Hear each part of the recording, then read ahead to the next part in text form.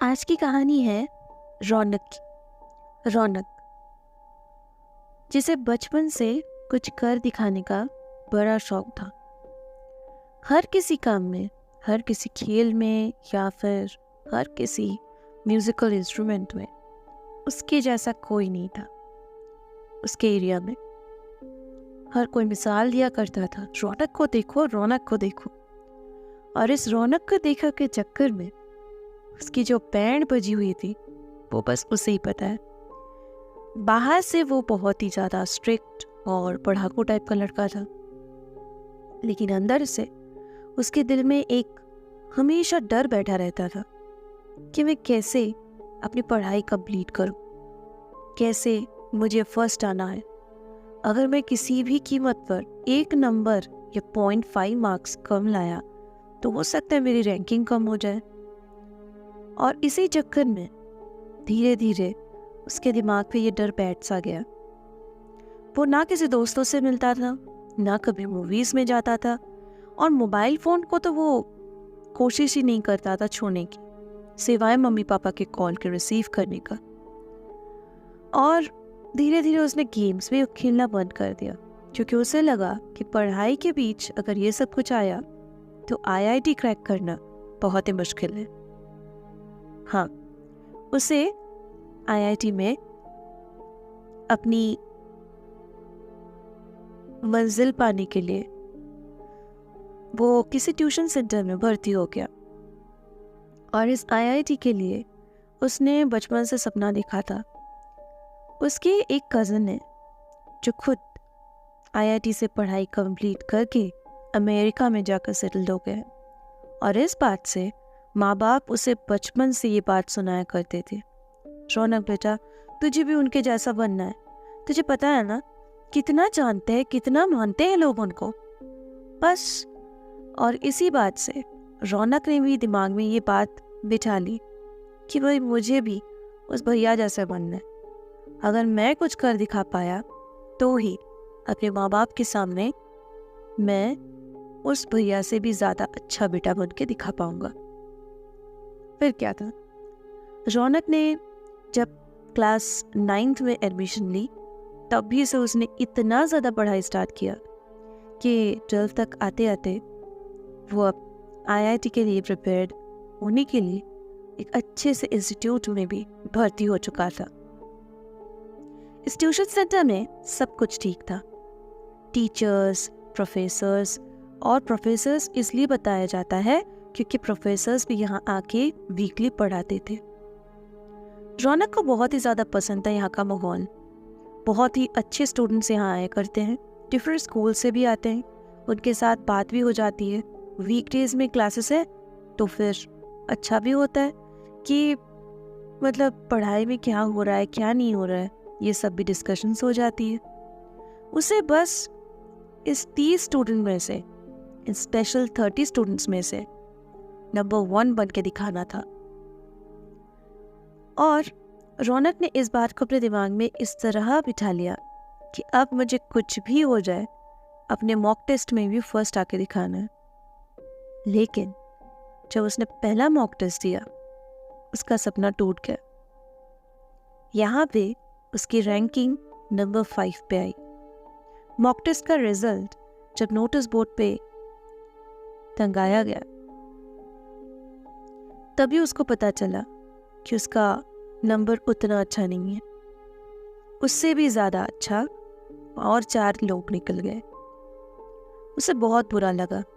घर पे आकर उसने जब मम्मी पापा को ये बात बताई तो उन्होंने भी बहुत डांटा, बहुत चिल्लाया, क्योंकि उनको पता था कि रौनक कभी भी सेकंड भी नहीं आया है, तो 5th आना तो बहुत दूर की बात थी। उनको लगा कि शायद अब रौनक का मन यहाँ पे नहीं है। धीरे धीरे रौनक के साथ ये बात घटती गई।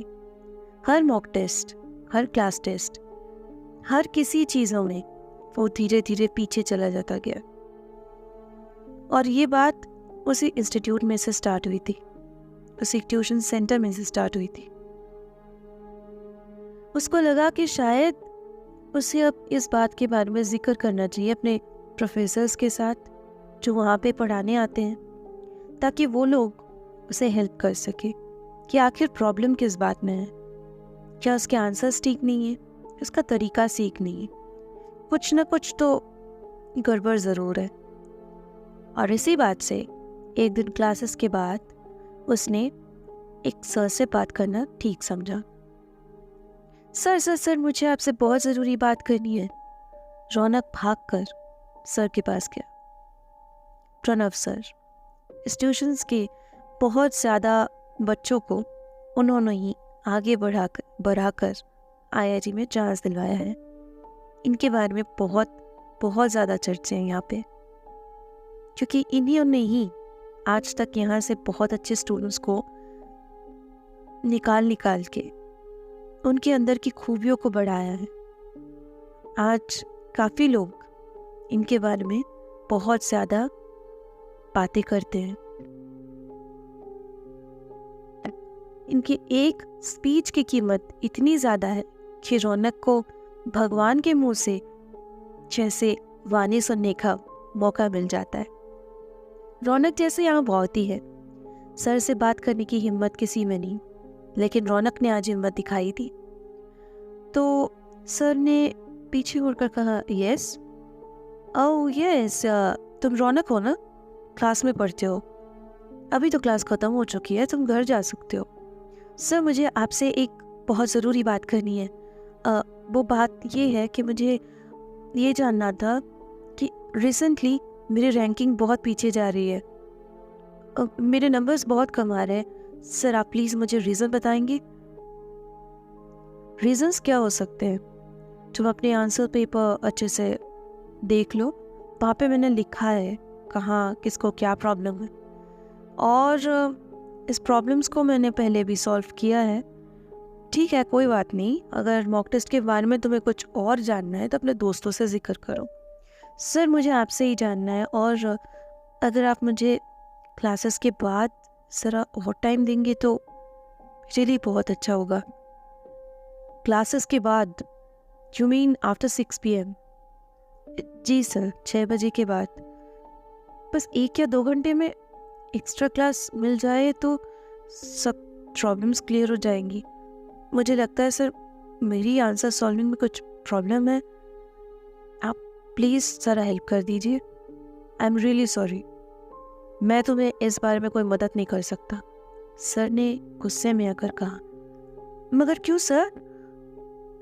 मैंने कुछ गलत कह दिया आपसे? तुमने कुछ गलत नहीं कहा है। बात दरअसल ये है कि 6 बजे के बाद इस ट्यूशन सेंटर में कोई नहीं रुकता, और इसीलिए ट्यूशन्स भी 5:30 को ख़त्म किया जाता है। लेकिन क्यों सर? क्यों, किस लिए, ये सब मैं तुम्हें नहीं बता सकता। सर प्लीज़, सर मुझे प्लीज़ मदद कर दीजिए।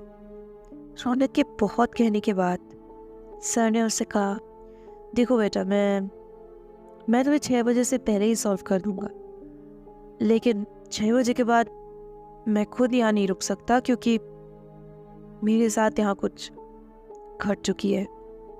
जी, क्या कर चुकी है सर? लीव इट, तुम क्लास में आ जाओ, कल बात करते। ये बोलकर सर फौरन वहाँ से चले गए। रौनक की यह बात बहुत खटकी। आखिर ऐसी क्या बात हो सकती है कि सर इतने ज़्यादा चिढ़ के गुस्से में आ गए? लेकिन धीरे धीरे रौनक ने इस बात को भुला दिया। फिर से पढ़ाई करने लगा, फिर से अच्छे से पढ़ाई करने लगा, और मॉक टेस्ट में 5th आने की जगह इस बार उसकी रैंकिंग 3rd आई। लेकिन फिर भी रौनक खुश नहीं था। उसके दिमाग में फिर से आया कि शायद अभी भी कहीं पे कोई गलती है। उसने फिर एक बार सोचा कि सर को जाकर रिक्वेस्ट करे ताकि सर उसे थोड़ा सा वक्त दे दे। Sir please sir, half an hour बस, उससे क्या हो जाएगा। आप प्लीज़ 6 बजे के बाद रुक जाइए। मैंने तुमसे पहले भी कहा है रौनक कि मैं यहाँ नहीं रुक सकता। नहीं मतलब नहीं। सर प्लीज़, मैंने कहा ना नहीं। सर क्यों आप ऐसा कर रहे हो मेरे साथ? मैं तुम्हारे साथ नहीं, मैं अपने साथ ऐसा कर रहा हूँ। कि यहाँ मेरे साथ कुछ घट चुका है। 6 बजे के बाद। जी, तुम जैसा ही कोई स्टूडेंट था यहाँ पे 1 साल पहले, मेरे बैच में पढ़ता था। बहुत अच्छा स्टूडेंट था, पढ़ाई लिखाई में अव्वल आता था। लेकिन उसके घर वालों की प्रेशर, पढ़ाई के प्रेशर की वजह से उसे बहुत सारे प्रॉब्लम्स थे। उसे भी मैं एक्स्ट्रा क्लासेस दिया करता था। जी सर। तो इससे मेरी प्रॉब्लम, तुम्हारे प्रॉब्लम का भी एक रिलेशन है इसके साथ। जी हाँ। करीब 7 महीने पहले मैं एक दिन क्लासेस के बाद यहाँ पे बैठा हुआ था इसी रूम में, और मॉक टेस्ट के कॉपीज चेक कर रहा था। वक्त ज़्यादा नहीं होती है घर पे, तो सोचा कि यहाँ बैठ के ही चेक कर लूं। लेकिन चेक करते करते अचानक मुझे लगा कि कोई दरवाजे के पास खड़ा है। पहली बार मैंने सर उठा के देखा तो वह कोई नहीं था। फिर मैं दोबारा इन्वॉल्व हो गया। एक बार फिर से मुझे लगा कि दरवाजे के पास कोई खड़ा है। फिर मैंने आंख उठाई, देखा तो एज यूजुअल कोई नहीं था। तीसरी बार भी मैंने सेम काम किया, लेकिन इस बार मेरी पेन हाथ से गिर गई और मैं पेन उठाने के लिए जैसे ही नीचे झुका, मुझे दरवाजे के पास एक परछाई दिखाई दी। किसी लड़के को देखा मैंने शायद। कॉरिडोर में लाइट नहीं जल रही थी, सो मुझे वो अच्छे से दिखा नहीं। मैंने पूछ लिया, कौन हो तुम? क्लासेस के बाद अभी भी यहाँ क्या कर रहे हो? कोई जवाब नहीं आया। मैंने दोबारा से एक ही बात पूछी, कौन हो तुम? नाम बताओ अपना। क्या कर रहे हो यहाँ पे? क्लासेस खत्म हो चुकी है, घर जाओ। फिर से कोई जवाब नहीं आया।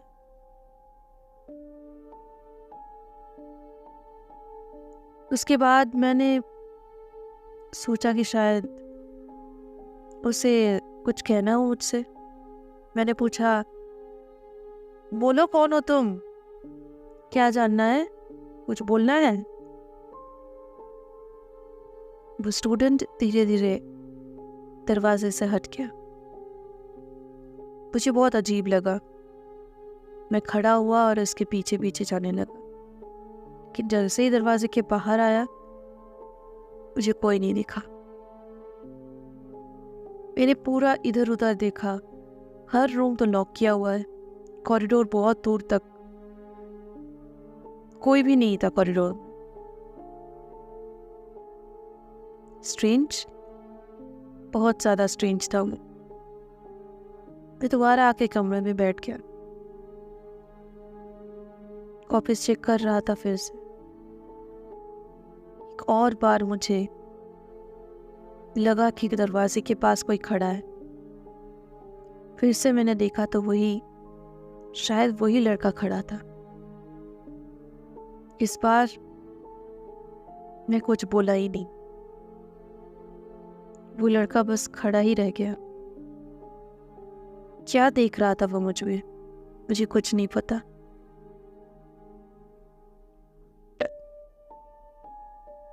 मैं बस देखता चला गया। करीब 5 या 10 मिनट के बाद वो फिर से वापस चला गया कॉरिडोर की तरफ। इस बार मैं भागा उसके पीछे, और पीछे जाकर देखा तो वहां पे कोई नहीं था। मैं काफी डर गया। मुझे लगा कि शायद दिमाग में मेरा बहुत प्रेशर आने की वजह से मैं बहुत कुछ देख पा रहा हूँ। फौरन मैंने अपनी बैग पैक की और घर की तरफ निकल पड़ा। अगले दिन आकर मैंने सिक्योरिटी गार्ड से पूछा कि वो लड़का यहाँ पे क्या कर रहा था कल रात। सिक्योरिटी गार्ड ने कहा, कौन सा लड़का साहब? कल वाला लड़का जो वहाँ पे खड़ा था ना, मतलब कॉरिडोर में था। किस लड़के की बात कर रहे हैं साहब? यहाँ कोई लड़का नहीं था, सारे बच्चे चले गए थे। और 6 बजे के बाद तो कोई बच्चा नहीं रुकता, कोई टीचर्स भी नहीं रुकते साहब। वो तो मुझे भी दिखता है कि कोई टीचर्स नहीं रुकते, पता नहीं क्यों। सर आपको नहीं पता क्या? क्या सर? वो 5 महीने पहले जो बैच हुआ करते थे ना आपका, शाम को क्लास लेते थे, उसमें एक बहुत ही गोरा चिट्टा लड़का था। कौन सा गोरा चिट्टा लड़का? अरे नाम क्या था उसका? हाँ राहुल। राहुल? अरे हाँ, वो तो पढ़ाई में बहुत अच्छा था। हाँ याद है मुझे, पढ़ाई में बहुत अच्छा लड़का था। लेकिन पता नहीं मॉक टेस्ट में उसको क्या हो जाता था, हर बार उसका मार्क्स कम। हाँ साहब, वो आखिरी मॉक टेस्ट आपने ली थी और उसके बाद आप छुट्टियों में चले गए थे कहीं वेकेशन में घूमने, है ना? हाँ, मॉक टेस्ट के बाद मैं रुक ही नहीं पाया, आंसर पेपर देकर चला गया था, तुम्हारे हाथों भिजवा दी थी ना। जी साहब। लेकिन राहुल की बात तुम क्यों कर रहे हो अचानक से? साहब, वो आखिरी मॉक टेस्ट जब हुआ ना, तो उसकी रैंकिंग बहुत खराब आई और मॉक टेस्ट के अगले ही हफ्ते एग्ज़ाम भी था ना, सच्चाई वाला, मतलब सच वाला जो एग्ज़ाम होता है। हाँ हाँ, एंट्रेंस टेस्ट। जी। तो वो लड़का काफ़ी डर गया। मॉक टेस्ट के बाद वो आपको बहुत ढूंढ रहा था, मुझे बोला मुझे सर से मिलना है, सर से मिलना है। मैंने कहा कि सर नहीं आ सकते, आंसर पेपर छोड़ गए। आपका नंबर मांगा, मैंने नंबर नहीं दी क्योंकि आपको परेशान कर सकता है। लेकिन पता नहीं उसको क्या हो गया सर, डर के मारे घर ही नहीं गया उस दिन, यहाँ पे रुका रहा 7-8 बजे तक, पता नहीं कब तक। लेकिन जब तक सब कुछ पता चला, सब खत्म हो चुका था। क्या मतलब? मतलब साहब, उसने जिस रूम में अब आप मतलब पढ़ाते हो ना, उसी रूम में पंखे से लटक कर अपनी जान दे दी। क्या? जी साहब, तब से 6 बजे के बाद यहाँ पे बहुतों ने उसको देखा है। क्या मतलब है? मतलब सब कहते हैं साहब, उसकी रूह भटकती हुई यहाँ पे दिखाई पड़ती है। ये पूरी कहानी बताकर प्रणव सर चुप हो गए और रौनक की तरफ देखकर बोले, रौनक बेटा, ये सारी कहानी मैं तुम्हें इसलिए बता रहा हूँ ताकि एक्स्ट्रा क्लासेस और ये जो एक्स्ट्रा प्रेशर तुम अपने ऊपर डाल रहे हो, ये मत डाला करो। पढ़ाई बहुत इम्पोर्टेंट चीज़ है, लेकिन उसके साथ साथ ये भी बात दिमाग में रखना कि यहाँ की रैंकिंग रियल रैंकिंग नहीं है। तो अगर कोशिश करो और फाइनल एग्ज़ाम तक देखो, वेट करो, तो हो सकता है तुम्हारा मार्क्स और भी अच्छा है। एक्स्ट्रा क्लासेस की बात मत करना, तुम्हें जो भी मदद चाहिए क्लासेस में ले लेना। बेटा मुझे बहुत बुरा लगता है राहुल के लिए और अपने किए पर भी। चलता हूँ। रौनक ने प्रणव सर को जाते हुए देखा और खुद अपने बारे में सोचा, शायद आज ये कहानी उसे सुनने को नहीं मिलती तो राहुल की हालत उसकी भी हो सकती थी।